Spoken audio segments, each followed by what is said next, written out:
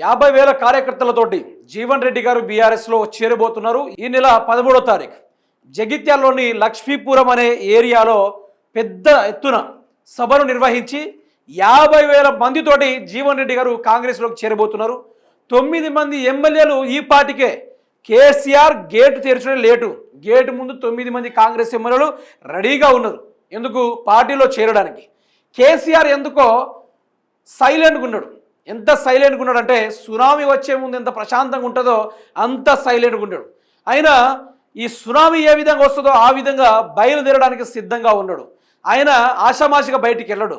రాజకీయాల trend setter, రాజకీయాలను అతలాకుతలం చేసే మనిషి, ఎంత పెద్దటి పార్టీనైనా గజ్జున వణికించే ధైర్యం ఉన్న నాయకుడు.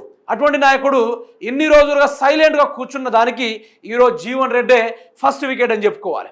ఆ జీవన్ రెడ్డి ఈరోజు బీఆర్ఎస్ పార్టీలో చేరిపోతే ఏం జరగబోతుందంటే, ఇక అంటాడు కదా ఏదో డైలాగ్, పేగులు మెల్లో వేసుకొని ఊరేగుతాం బిడ్డ అనే ఉన్నట్టుగానే జీవన్ రెడ్డి నాట్యం ఆడతాడు. ఎందుకంటే బీఆర్ఎస్ పార్టీ అంతా పవర్ అనేది ఇచ్చేస్తుంది. అది ప్రాంతీయ పార్టీ, ఎవరినో చూసుకొని ధైర్యంగా నిలబడే పార్టీ అయితే కాదు. బీఆర్ఎస్ పార్టీ అనేది ప్రాంతీయ పార్టీ, ప్రజల కోసం ప్రాణం ఇచ్చే పార్టీ. అటువంటి పార్టీ ఎవరినో చూసి ఎవరిని ఢిల్లీ దగ్గర పోయి కాళ్ళలు మొక్కే అటువంటి పార్టీ కాదు. ఎవరిని చూసి ధైర్యం తెచ్చుకునే పార్టీ కాదు.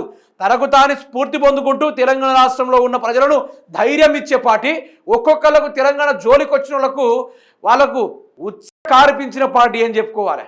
ఈరోజు తెలంగాణలో బీఆర్ఎస్ పార్టీ ఉందంటే ఒక్కొక్కరికి కారిపోతుంది. అట్లాంటి క్యాడర్, అట్లాంటి మాసిజం, అట్లాంటి స్వాగిజం ఉన్న ఏకైక పార్టీ బీఆర్ఎస్ పార్టీ. అటువంటి పార్టీలో జీవన్ రెడ్డి చేరడం, ఇటు కేరళకు ప్రచారంలో కాంగ్రెస్ మంత్రులు వెళ్ళిపోవడం మీరు మొదటి నుంచే చూడొచ్చు. కాంగ్రెస్ పార్టీ అధికారంలోకి వచ్చినప్పటి నుంచి, అదే బీఆర్ఎస్ పార్టీ నుంచి కాంగ్రెస్ పార్టీకి వచ్చిన సంజయ్ ఎమ్మెల్యే అతనికి బాగా ప్రయారిటీ ఇవ్వడం, పార్టీ మారినోనికి.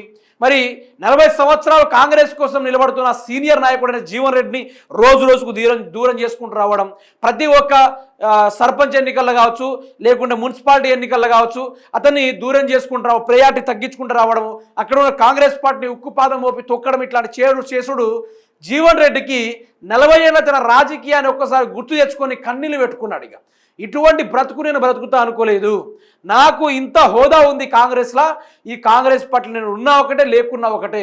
ఒక చీడ పురుగు వచ్చిండు కాంగ్రెస్ పార్టీలోకి, ఒక వలసవాది వచ్చిండు. వలస వచ్చినట్టుగా వచ్చి ఈరోజు సీనియర్ నాయకుల్ని కంటతడి పెట్టిస్తా ఉన్నాడు అనుకుంటూ జీవన్ రెడ్డి గారు పలుసార్లు తన బాధని వ్యక్తం చేసుకోవడం కూడా జరిగింది. ఇలా ఆషామాషిగా ఉంటుందే వారము. జీవన్ రెడ్డి రావాలంటే మినిమం తెలంగాణ రాష్ట్రం మొత్తం చూసే విధంగా పెద్ద ఎత్తున సభ నిర్వహించాలి. ఇటు కేటీఆర్ గారు, హరీష్ రావు గారు వారిద్దరి ఆధ్వర్యంలో జెండా కప్పుకోనున్నట్టుగా సమాచారం అయితే రావడం జరిగింది. అదే విషయంలో మీరు చూసుకుంటే రేవంత్ పోవాలి, మార్పు రావాలి.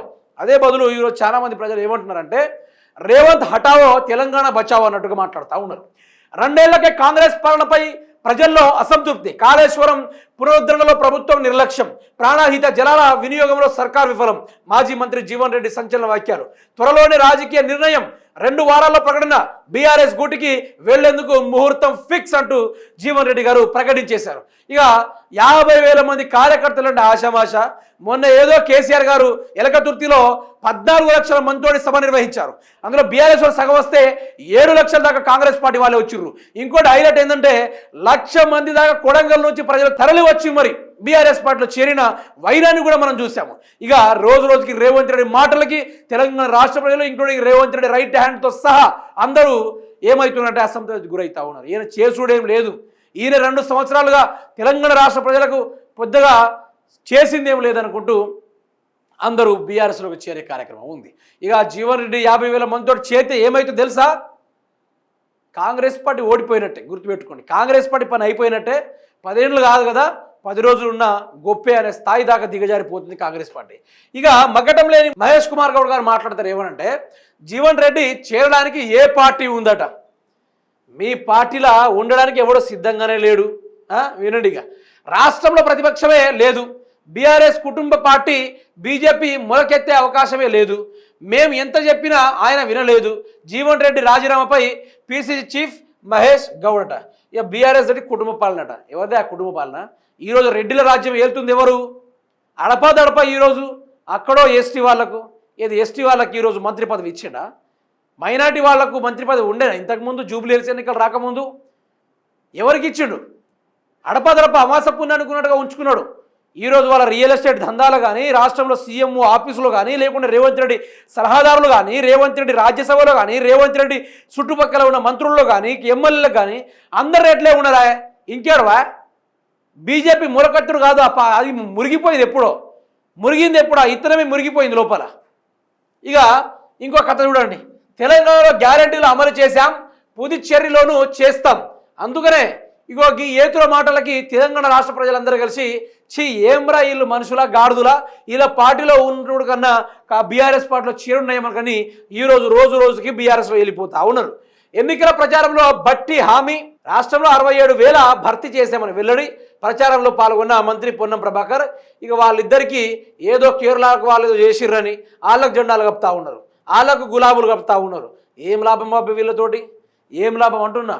తెలంగాణని ముండమోపినట్టు వదిలేసిపోయి తెలంగాణకి ఒక ముఖ్యమంత్రి లేడు, మంత్రులు లేరు. ఈరోజు తెలంగాణ పరిస్థితి ఆగమాగం అవుతూ ఉంటే వీళ్ళేమో పక్క రాష్ట్రాల్లో పోయి దండలతోటి లేనిపోని ఆ ఏతుల మాటలతోటి మాట్లాడదప్ప ఏమైనా ఉందా? ద వరస్ట్ పార్టీ ఏదైనా ఉందా అంటే, అతి పెద్ద లత్కోర్ పార్టీ ఏదైనా ఉందా అంటే, అది పనికిరాని దరిద్రమైన పార్టీ ఏదైనా ఉంటే అది కాంగ్రెస్ పార్టీ.